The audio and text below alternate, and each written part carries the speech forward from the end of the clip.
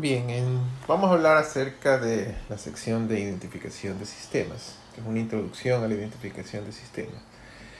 Y habíamos dicho que en las distintas etapas que tiene la identificación de sistemas, lo más destacado es el hecho de que esto es un experimento, ¿no? Es decir, si yo quiero hacer identificación,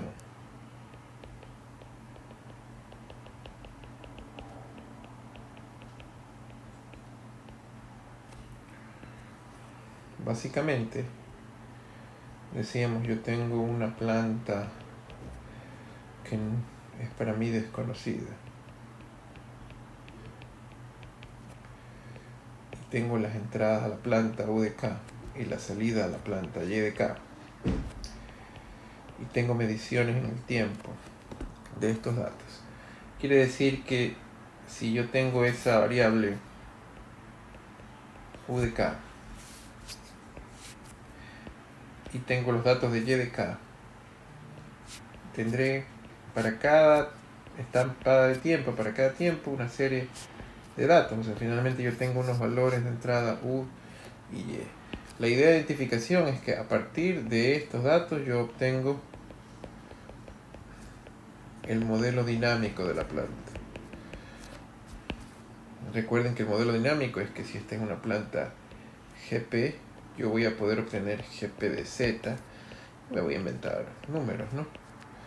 Z cuadrado más 0,5Z más 1, qué sé yo. Entonces la idea central de la identificación es que a partir de datos yo pueda obtener el modelo dinámico completo de la planta. Y ahora, ¿cuál es el procedimiento para identificarlo? ¿Cuáles son los datos? Bueno, nosotros tenemos que primero diseñar el experimento que queremos establecer o que queremos reconocer, ¿verdad? Esa vendría a ser nuestra primera parte. Diseñar el experimento. Y este diseño de experimento es muy importante porque es en base a ese diseño de experimento que nosotros excitamos los modos importantes o conocidos de la planta. Por ejemplo, podemos hablar de frecuencias o componentes específicos que si no se excitan en la entrada, pues no, simplemente no verán reflejados su valor final en el sistema. Esta es toda una variante que existe dentro de esta metodología de investigación.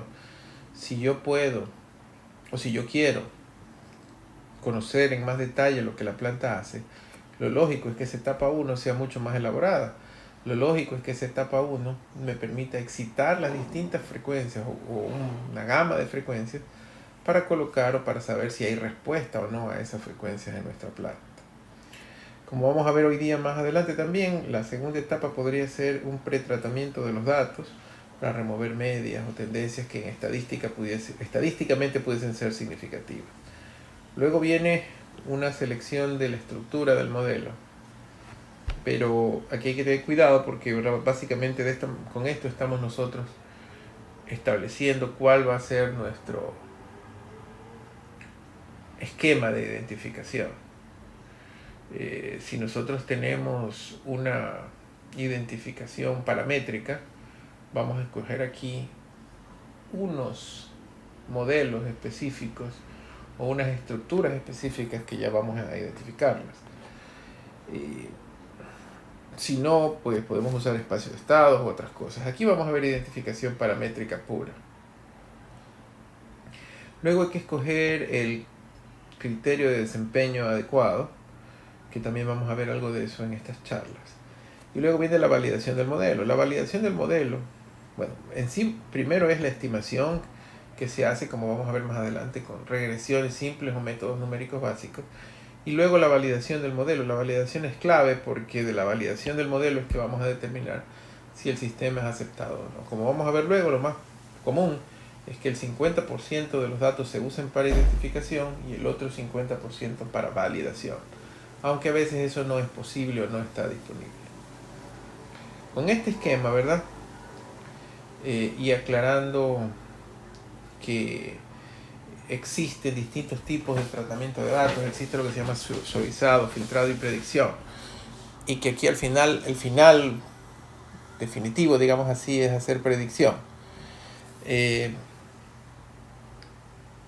Pero hay que diferenciarlo de lo que es filtrado. Por ejemplo, en filtrado, como ustedes ven aquí, datos del pasado, o sea, del tiempo presente K y de los tiempos pasados se utilizan para estimar un valor del mismo tiempo presente. Por eso se llama filtrar.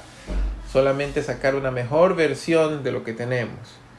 Mientras que, por el otro lado, predecir, que es lo que se va a hacer con el modelo de identificación, utiliza datos del pasado para establecer un valor futuro, K más 1.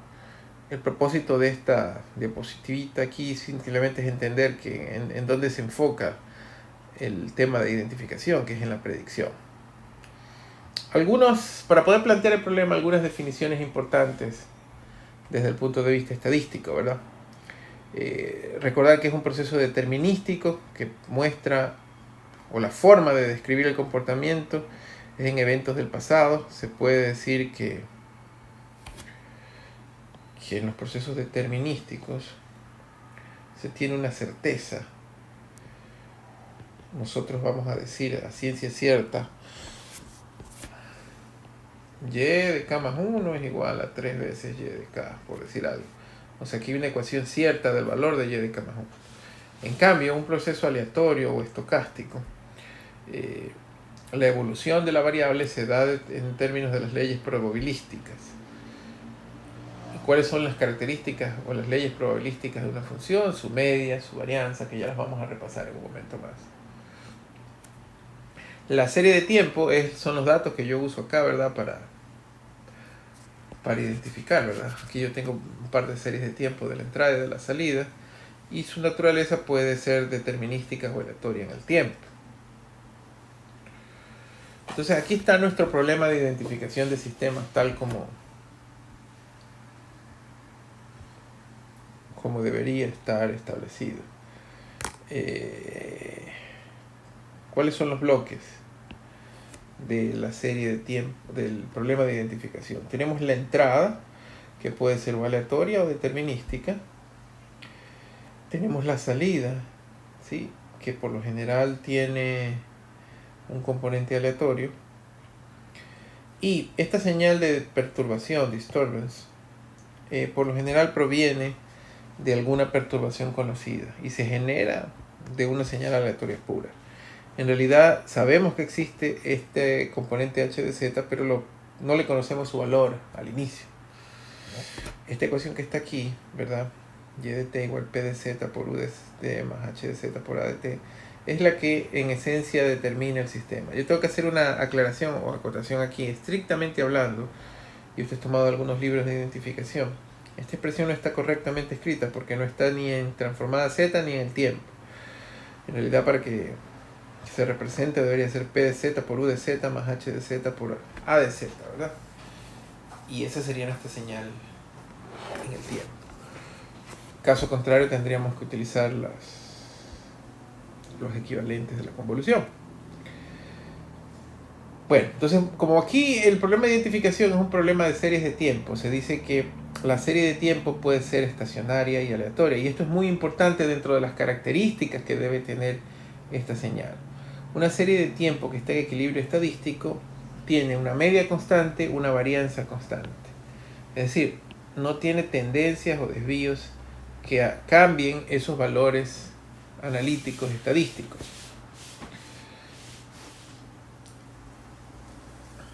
Nosotros y todo nuestro método va a asumir que los procesos son estacionarios. Además, por definición, lo llamamos estrictamente estacionario si las propiedades no se afectan por el cambio en el tiempo de origen, es decir, si no está sujeto a desgaste o a algunas otras variables que tienen que ver en el sistema. Esto lo vamos a analizar también con detenimiento. Entonces vamos a repasar un poquito de las variables que se tienen en la estadística aplicadas a las series de tiempo. Estos son procesos, como les acabé de decir, estacionarios aleatorios, ¿verdad? Estacionarios que no tienen ni medias ni varianzas, que no tienen tendencias en el tiempo, pero que responden a un sistema aleatorio. El primero de ellos es la media. que es igual a la esperanza de la variable aleatoria x de t.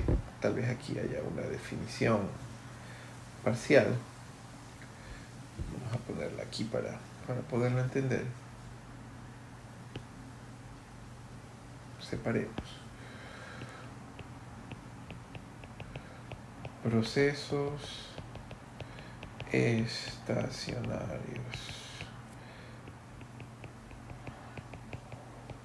aleatorios.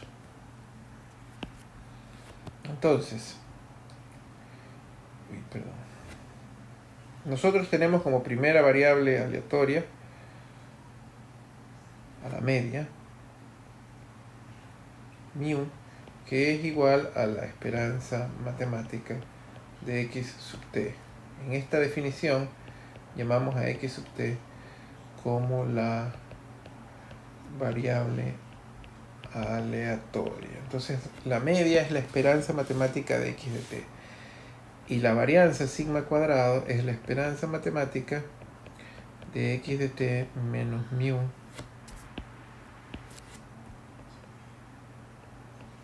al cuadrado. Ahí está la definición estadística de cada caso. La media es la esperanza, es la integral de x por p de x por dx, donde p de x es la probabilidad del sistema y la otra es x menos mu al cuadrado por p de x de x. La probabilidad p de x es la probabilidad del proceso aleatorio, ¿verdad? Por ejemplo, en la distribución normal, ustedes recordarán, esta es la formulita para la probabilidad p de x. ¿Sí? Menos un medio, el exponencial de menos un medio x menos mu sobre sigma al cuadrado. Entonces, algunas señales que podemos entender del sistema. La primera es el famoso, la más sencilla de todas, el ruido blanco gaussiano.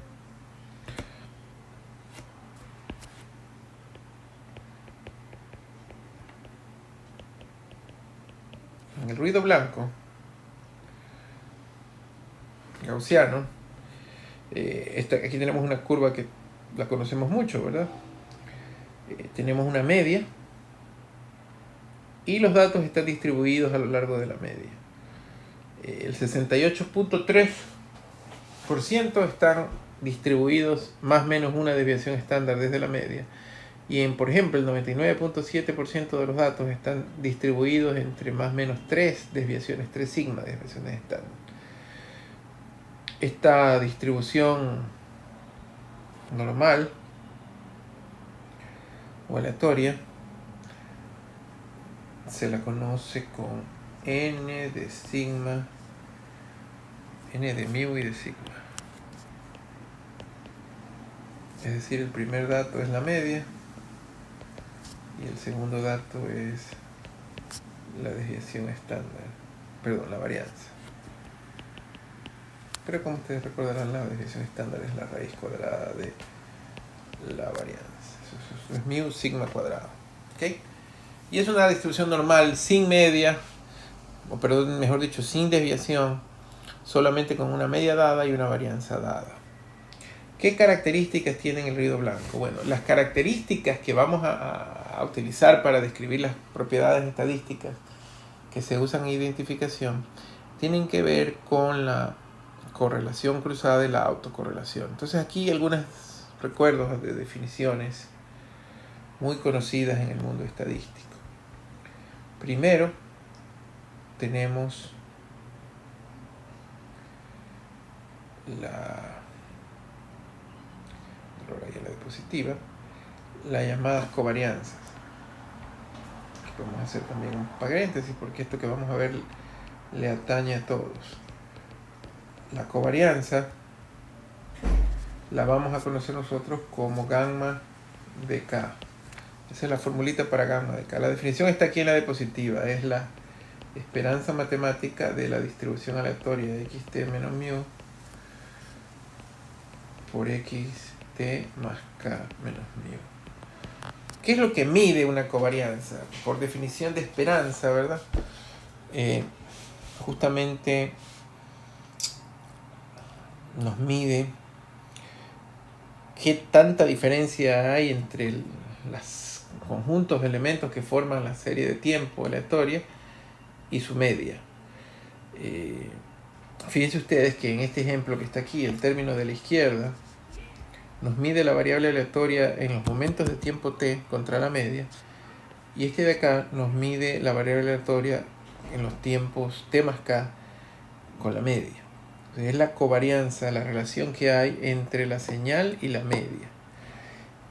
Aquí es interesante poder destacar que básicamente nos está relacionando esa variable aleatoria con respecto a su media, y obviamente para diferentes valores de k. Ahora bien, el asunto es bien interesante porque cuando k es igual a 0, estos dos términos son iguales y ese valor se eleva al cuadrado. Pero cuando k es distinto de 0 y si la distribución es completamente aleatoria, existe la misma probabilidad de que los valores que están arriba de la media sean iguales a los que están abajo de la media.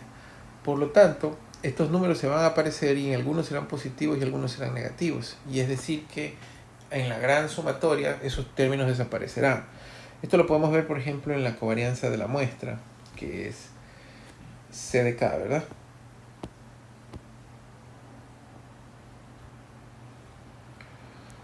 C de K es la misma covarianza, pero de la muestra. Esta es de la distribución. C de K es la covarianza de la muestra. Y aquí es donde se evidencia, en la fórmula de la covarianza de la muestra, es que se evidencia lo que les estoy diciendo.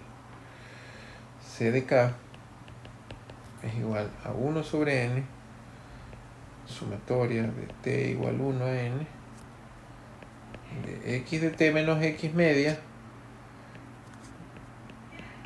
xt más k menos x media.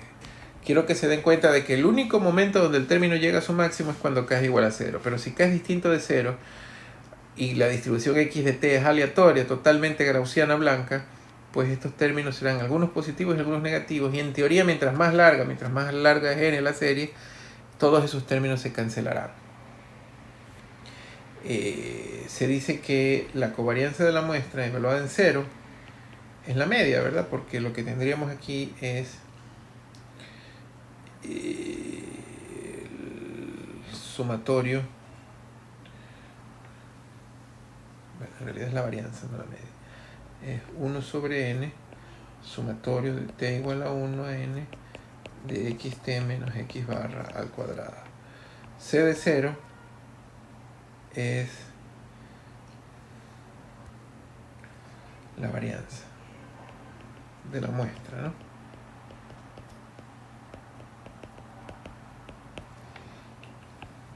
Entonces, cuando nosotros extendemos estos conceptos de gamma y c de k y los normalizamos, por ejemplo, definimos rho de k es igual a gamma de k para sigma cuadrado, en lugar de que se llame covarianza, esto se denomina autocorrelación. Y si a su vez usamos la variable r de k igual al c de k, que era la covarianza de la muestra, para c sub 0, que es la varianza, esto también será la autocorrelación, pero de la muestra. ¿Ok?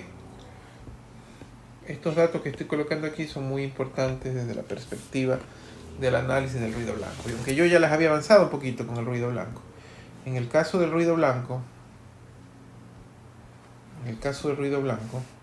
recuerden que estoy en ruido blanco, gamma de k es igual a la esperanza de e de t por e de t más k. Y simplemente esto es igual a sigma e al cuadrado para k igual a 0 y 0 para k distintos de 0. Si yo grafico el gamma de k para distintos k, me doy cuenta que cuando k es igual a 0, la función es sigma cuadrado. Como ya lo vieron antes,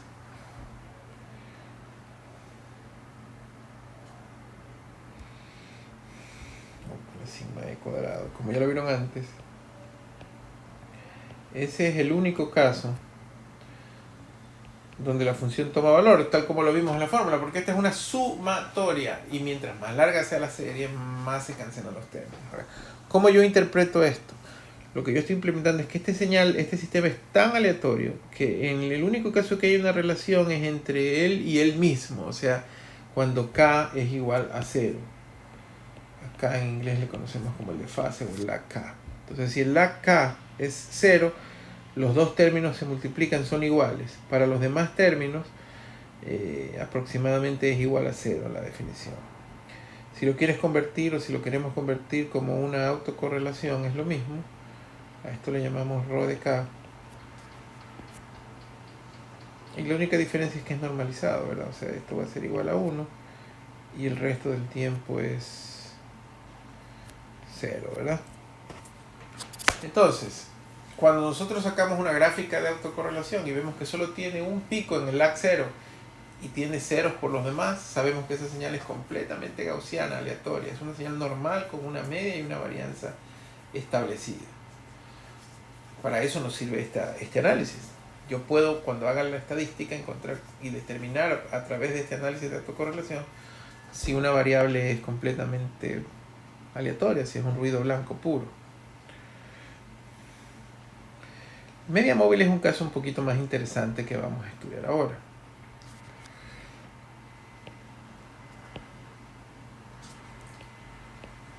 El caso de la media móvil, que viene del inglés MA, que quiere decir M de moving y A de average, moving average. La idea es que el proceso aleatorio tenga una tendencia. Entonces supongamos que E de t está tomado de una distribución normal con media 0 y varianza sigma e cuadrado, ¿ok? Entonces lo que estoy diciendo es que la variable E de t es normal con media 0 y varianza sigma e cuadrado. ¿Qué tal si definimos una nueva variable aleatoria que la llamamos x de t y decimos, por ejemplo, que es igual a 10 más et más et menos 1? Entonces, la media exacta de este proceso es igual a la esperanza de x de t, o sea, la esperanza de 10 más e de t más e de t menos 1, que claramente esta media es igual a 10 más esperanza de e de t y más esperanza de e de t menos 1, que como dijimos que e de t es normal con media 0, esto es 0 y esto es 0. Entonces la media inicialmente es 10 de esta nueva señal aleatoria. Recuerden que de aquí vino esa señal aleatoria, 10 más esperanza más esperanza. Esta suena bastante lógico, ¿verdad?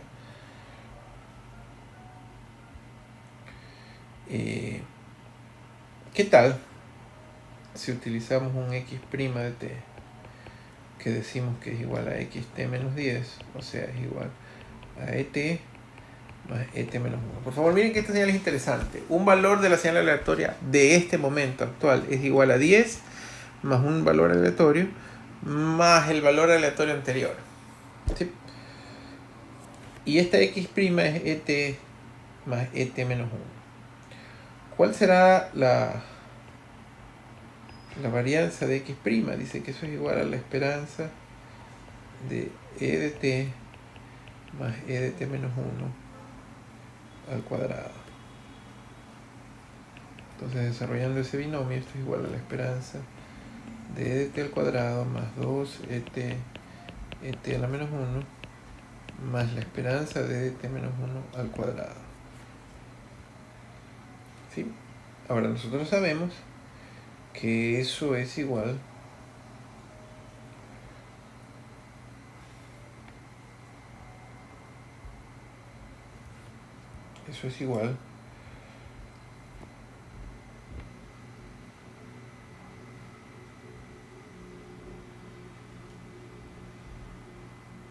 será 2 veces sigma al cuadrado.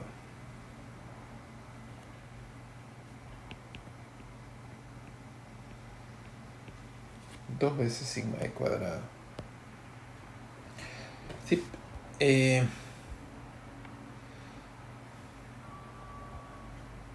¿Por qué podemos decir eso, verdad? Porque la esperanza de estos dos términos es sigma e cuadrado, la esperanza de este término es sigma e cuadrado, y la esperanza de dos términos aleatorios, ya sabemos que la multiplicación de los dos términos casi siempre, al sacar la esperanza de los dos términos no va a salir igual a 0. O sea, este es el que se hace 0.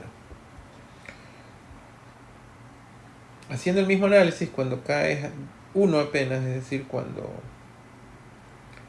los desfasamos una unidad de cada uno, aquí es cuando cae 0 porque los hicimos igualitos, pero si los desfasamos una unidad de cada uno nos va a quedar este ρe cuadrado. Entonces de aquí nos queda que para una función de ruido blanco gaussiano, la función es 2 sigma e cuadrado, está feo, para k igual a 0,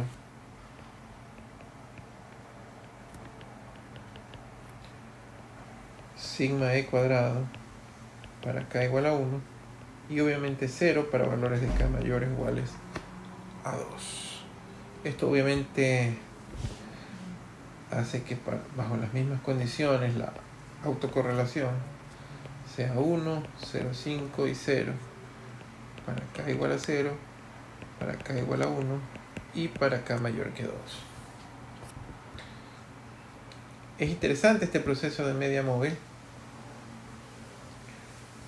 porque básicamente lo que nos está diciendo es que si yo tengo una gráfica, vamos a suponer que esta gráfica es de ρ de k, en k igual a 0,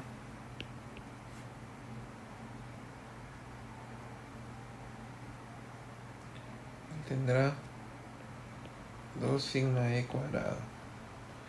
En k igual a 1 va a tener sigma e cuadrado. Eso es k igual a 0, k igual a 1. Y para k igual a 2 y posteriores, la representación va a ser 0. Entonces nosotros podemos identificar claramente a través de la respuesta de autocorrelación si es que el sistema tiene o no tiene esta representación. Es decir, puedo identificar y diferenciar. En este mismo caso está el ejemplo. Este era 2 sigma, esto fue gamma de k, ¿verdad? Vamos a borrar para poner gamma de k. Ups, borré mucho. Gamma de k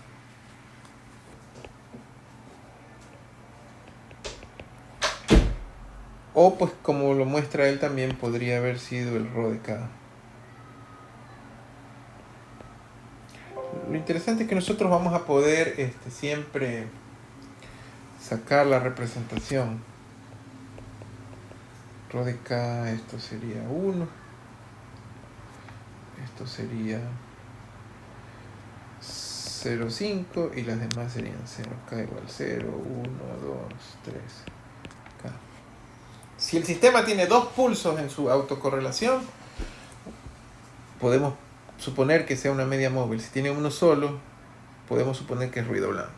Ahora, este es el análisis matemático, claro está, pero en realidad, ¿a qué se puede deber un sistema como media móvil, como este que está aquí? Un sistema de media móvil dice que el valor hoy arranca en 10, más un valor aleatorio, más el mismo valor aleatorio que tuve antes. Es decir, un sistema de media móvil va haciendo que, estadísticamente hablando, la función tenga una media en este momento, que esa media se desfase al siguiente intento y que si así mismo se siga desfasando a los intentos posteriores.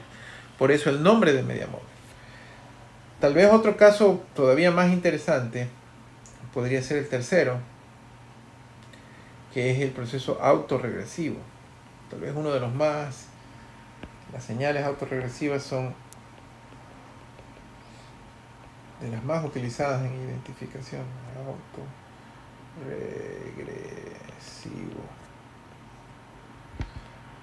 La señal autorregresiva tiene un tratamiento bastante peculiar.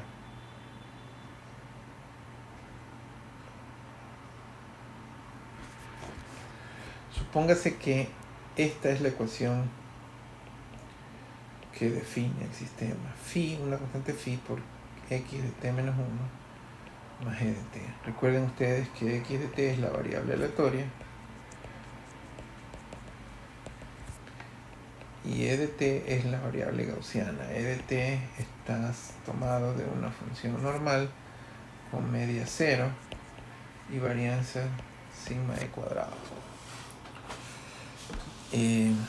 Lo que se utiliza mucho aquí es pasarlo por la representación en transformación z, ¿no? Entonces, por ejemplo, esto sería x de z es igual a phi x de z por z a la menos 1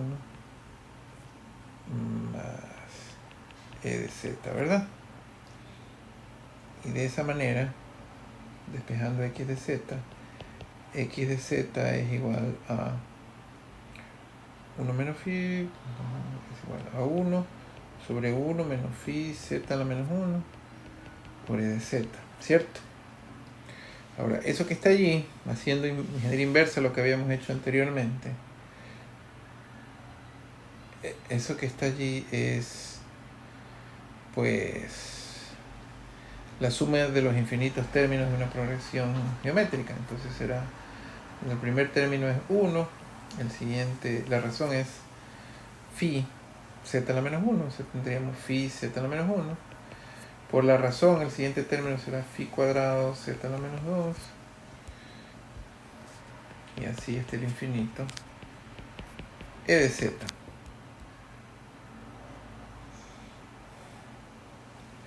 Claro, si nosotros lo regresamos al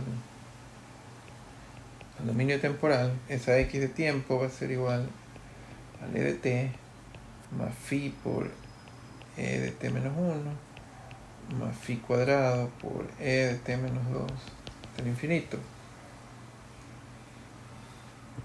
Entonces la media de esta señal, la media que es la esperanza de x de t, siempre será 0, ¿verdad? Porque todos estos procesos son aleatorios. El proceso autorregresivo tiene media 0.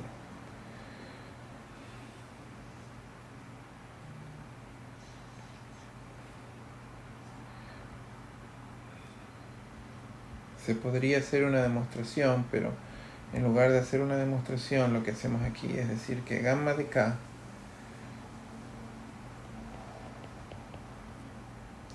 es igual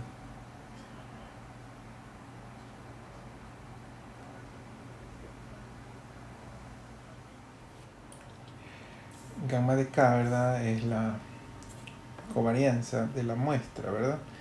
Y por definición es igual a la esperanza de x de t menos mu por x de t más k menos mu. Pero como acabamos de decir que la media es igual a 0, esto será igual a la esperanza de x de t por x de t más k. Y esa es nuestra gamma. Ahora, reemplazando parcialmente el esquema, o mejor dicho, tengo dos casos. ¿Qué pasa si k es 0? O sea, gamma de 0. Gamma de 0, pues, ocurriría cuando el lag es 0. Eso sería igual a la esperanza de x de t por x de t, o sea, la esperanza de xt cuadrado. Así que es igual, por la definición, a la esperanza de phi x de t menos 1 más gt cuadrado, que si la desarrollamos es igual a la esperanza de phi cuadrado xt menos 1 cuadrado más 2 veces phi xt menos 1 e de t y más et cuadrado, ¿verdad? Esta esperanza se va a desglosar, esto va a ser igual a phi cuadrado la esperanza de xt menos 1 al cuadrado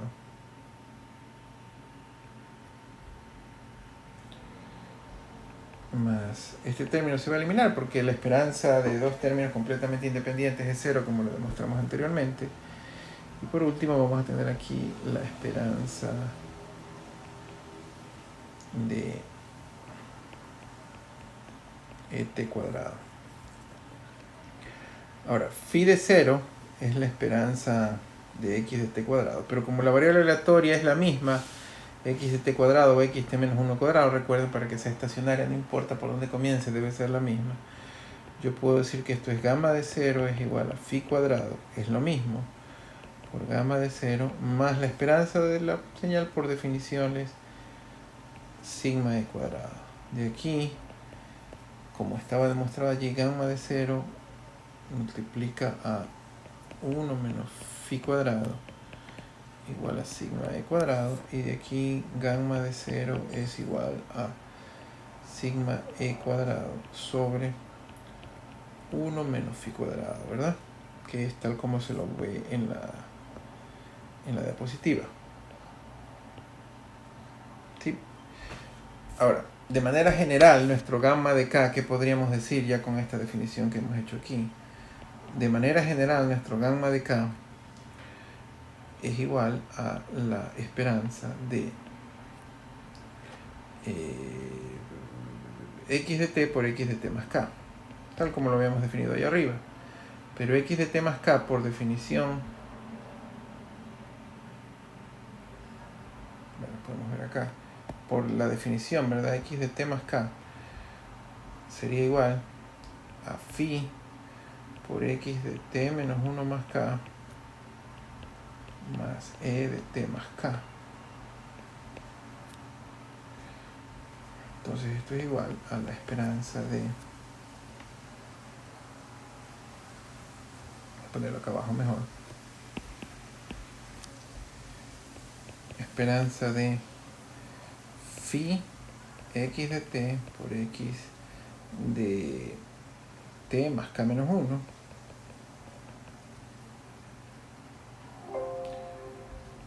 más x de t por e de t más k.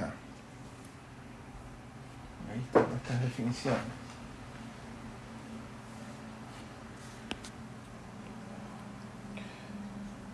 Al sacar la esperanza del de allá, pues yo no tengo diferencia, pero puedo decir que esto es igual a phi, tal como lo está diciendo el allá.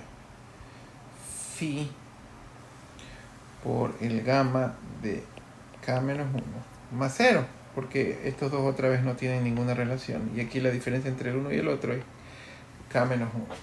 Entonces fíjense ustedes que gamma de k genérico entonces es igual a phi gamma de k menos 1, que por supuesto a la hora de hacer la autocorrelación nos queda que ρ de k es igual a phi por ρ de k menos 1, ¿verdad? ¿Cuáles son las implicaciones de esto? Lo vemos en las gráficas. Las implicaciones de esto son que, dependiendo del sistema, por ejemplo, ρ de k, dependiendo del valor de phi, si esto es ρ de k, él puede ser igual a 1 en k igual a 0. Pero como él dice, ¿verdad?, que el siguiente es phi veces el anterior, y aquí tal vez nos faltó definir que en estos casos phi tiene que ser un número menor que 1. O sea, phi no está aquí definido. En el autorregresivo nuestro valor de phi tiene que estar entre 0 y 1. De hecho, si es 1 ya es media móvil. Entonces, como phi es un factor menor que 1, lo que yo voy a ir teniendo es como una especie de decaimiento de la señal a medida de que progrese el valor de k. Y esa es la característica general de las señales de autocorrelacionadas, ¿verdad? Su nombre es interesante porque autocorrelación en este ámbito quiere decir, o lo que quiero representar con eso, es una señal cuyo último valor depende del valor anterior en una cierta proporción estadística. Un ejemplo que siempre se nos viene a la mente cuando hablamos de variables autocorrelacionadas es el clima, por ejemplo. Nosotros podemos decir que una variable o que una señal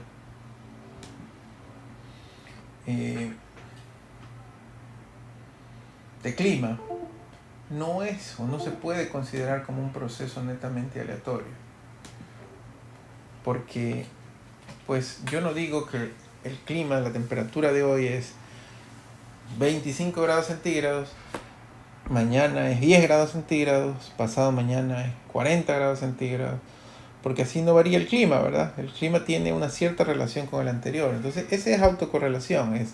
Hay una pequeña aleatoriedad que arranca en el valor de la sesión o del periodo anterior. Es decir, se parecen un poco a la sesión anterior. Y esto se puede, o lo estamos ilustrando aquí claramente, en este decaimiento exponencial que podemos observar en el sistema, ¿verdad? Donde decimos el valor aleatorio depende de lo último de ayer. También lo vimos acá en la representación, ¿no? Del último valor